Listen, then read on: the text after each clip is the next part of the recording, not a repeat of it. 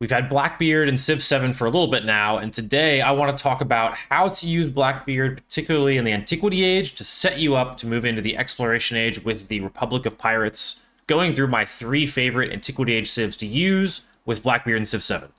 Hey everyone, this is Connor. Welcome to Civ Haus. I'm excited to be making this video today. I took a little fingernail to the face, so apologies for the gruesome injury you have to stare at while watching this, but like I said, let's dive right into what I believe to be my first favorite Antiquity Age Civ to use with Blackbeard.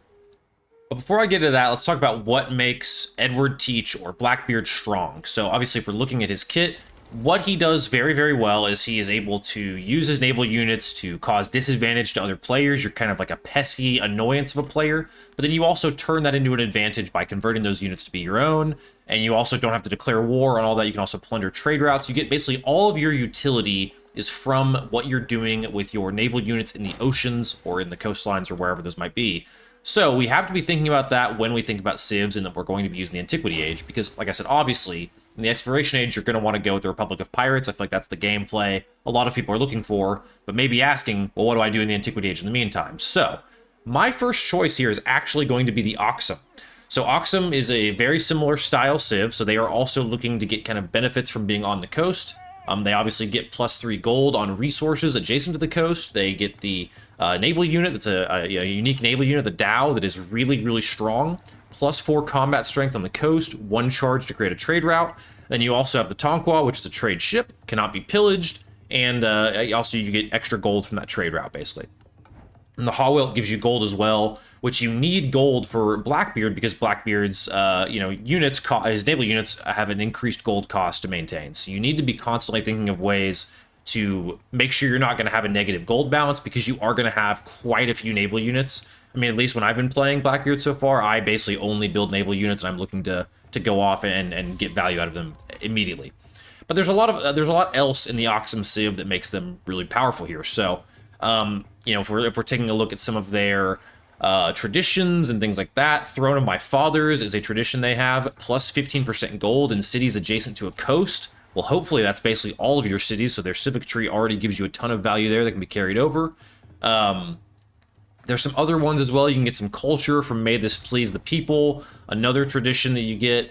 You have the Port of Nations, which is if you're going Aksum, you're going to naturally be going a little bit more economy focused in the Antiquity Age, a little bit more trade focused. So you might be playing a semi like diplomatic, amicable Blackbeard, which is kind of crazy. But you get +2 culture and gold for every active trade route. This is particularly good because, again, with Blackbeard, you don't have to, you're not going to declare war when you're plundering trade routes. So you're going to be able to get quite a few trade routes. That synergizes really well with the Aksum that has a the Tonga has a +10 trade route range, and the Dow can create trade routes. So if you combine that with Port of Nations, your gold problem should really be taken away, and should allow you to feel pretty good going into the Exploration Age. There's some other aspects to this as well, but again, so if you want to play a little bit more of a, like I said, less violence and chaos from the beginning style, I would recommend playing Aksum with Blackbeard in the Antiquity Age. That sets you up with a really good gold and trade foundation going into the Exploration Age. My number 2 civ for the Antiquity Age that I'd recommend for Blackbeard is another very clearly coastal city, and that is Carthage. So Carthage, obviously you only have the one city. Towns cannot convert to cities, and if you've played Carthage, you know what Carthage does. But in particular, there's a lot of things about when you get into the civic tree and the traditions that are really beneficial for Carthage when we talk about Blackbeard. So obviously ship sheds is going to be one you're going to want to look for. +1 movement for all naval units with Blackbeard is so good. So good. And then you have +1 range, attack range for naval units as well if you go for the mastery for there. Just a really, really right off the bat, immediately you go for this. It's so powerful. It's going to allow you to do everything you want to do, right? Then you can even get into more things. So if you get into the Wisdom of Tanit, that unlocks the Dockyard, which gives you +15 sea trade range and +3 gold in the capital for every trade route going from the capital. Then you get into the Gaulos. I think it's Gaulos. +25 gold towards purchasing buildings on coast navigable rivers. Another one gives you +25 gold towards purchasing naval units, plus 20% gold from mining towns. Like there's so many different ways to get gold as Carthage, and that really is a kind of your most valuable resource. I feel like when I play Carthage, usually I struggle to find other things like science and culture and get those things really scaling. But if again, Blackbeard really needs gold to function, especially if you're going to go out and be a menace. So the way I would play Carthage, the way I would approach it, is you can kind of go for a middle ground here where maybe if you're playing Aksum, it's kind of like the one side of the spectrum. Carthage feels more in the middle where you can be pretty aggressive.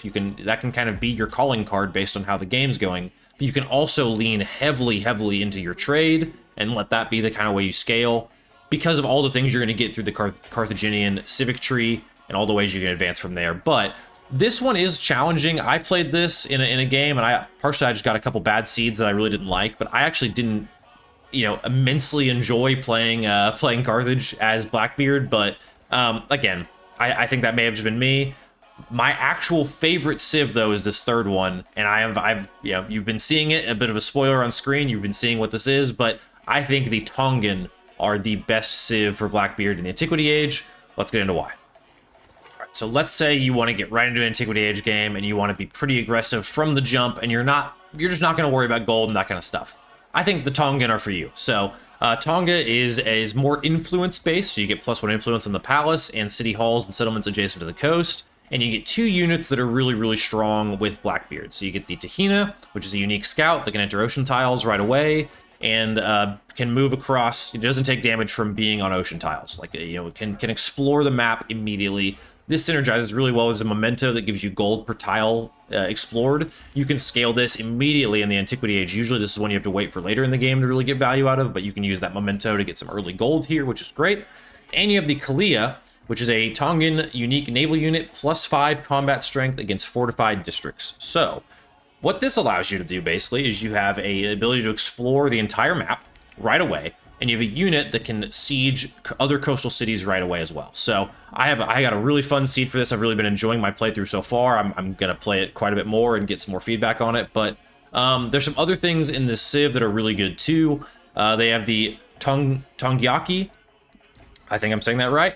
Gives you +10 trade route range right away. It's one of their, not a civic, but one of the traditions. And then you've got a couple civics that are really interesting. One is the Esi Maka, and I'm not going to try and say this is the last word. Basically, this gives you +3 combat strength for naval and infantry units when adjacent to coastal tiles. And the last one is Lapita Origins, which this one I feel like is really strong.